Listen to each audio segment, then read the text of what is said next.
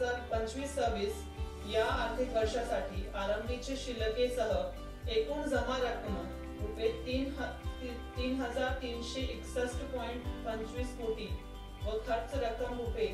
3,361 कोटी आणि वर्ष अखेर शिल्लक रक्कम रुपये 25 लाख जे अर्थसंकल्पीय अंदाजपत्रक अ आणि क यास महाराष्ट्र महानगरपालिका अधिनियमातील कलम 96 व 100 अन्वये अंतिम स्वीकृती देत आहे।